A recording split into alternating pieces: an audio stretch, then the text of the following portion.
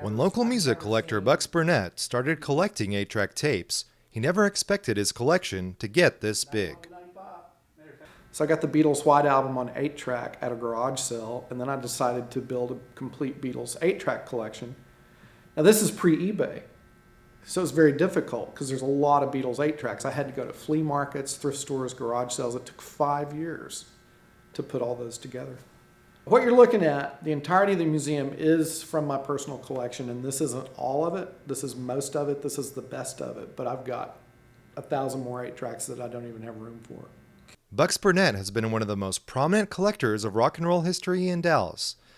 His Deep Ellum Museum helps him share his passion for an American icon with other people. So, a lot of teenagers in the 60s were getting their first experience of the Beatles, Led Zeppelin, Pink Floyd on these cartridges, not LPs. This is an amazingly rare 8-track box set. It was actually the first ever Beatles box set of any kind. Came out in 1969.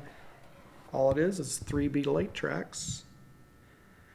But the collecting authorities tell me there's probably less than 50 of these currently in existence on planet Earth, so I'm proud to have one of them.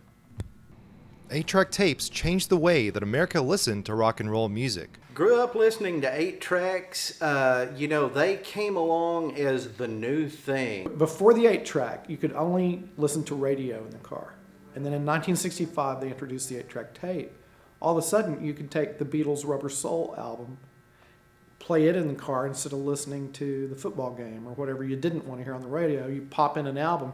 So people could start controlling what they listened to in cars, which now is taken completely for granted.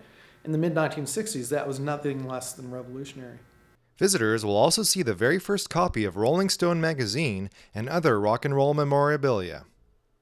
We do not have regular hours currently, but if people Google the 8-track museum, they're going to find my personal cell phone number and my email. I'm easy to get in contact, so it's just casual. People just call me and let me know when they want to see the museum, and I try and accommodate them as best I can. We're located in the Music and Arts District, Deep Ellum, which has a very rich history of music going back for decades. This is just the latest chapter, and it's 2630 East Commerce. Reporting from Deep Ellum, Texas, this is Jacques Starr.